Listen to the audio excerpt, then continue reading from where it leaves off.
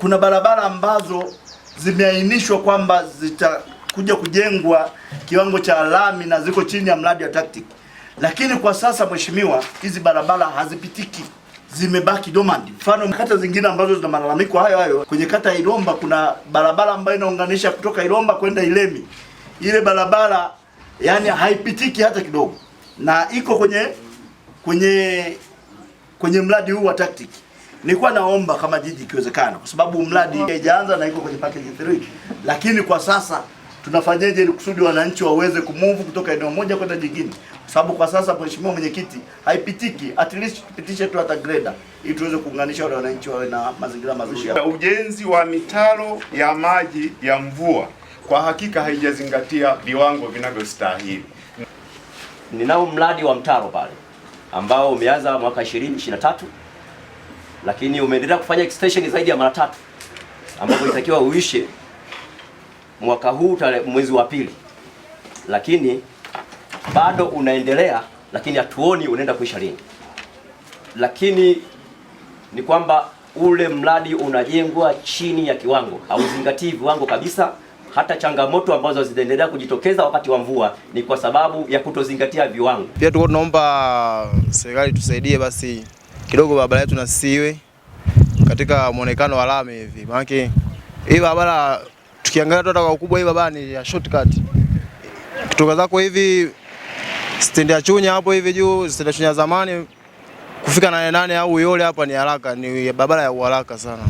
Kwa hiyo tuko tunaomba serikali tusaidie hata barabara ingetengenezwa kwa uharaka kidogo. Labda wangekuwa wameisembua alafu inaendelea kutumika ikiwa iko vizuri, lakini mwisho wa siku tunapata kuona vifusi hapa ambavyo vinakaa muda mrefu, takriban miezi 3 2 vinakuwa vijasambazwa.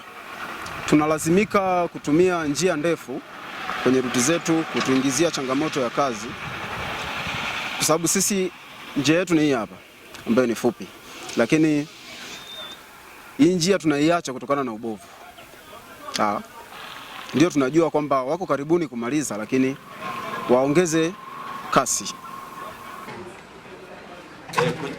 Kwenye kuhusu ubora mtalo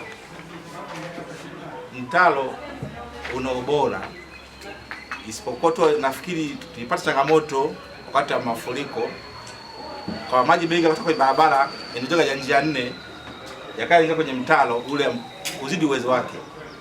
Mwisho wa siku kuna baadhi ya maeneo yakae na bomoka kwa sababu ya mtalo unazidiwa na maji ambayo yanafika kutoka kwenye barabara ya njia 4. Ndio maana nasema kuna huko lakini mtalo kwenye kiwango kinautakiwa na ulibomoka kwa sababu maji ilikuwa ni mengi sana kuliko uwezo wake, ambapo hata kusema nyingine ambayo ilikuwa plan.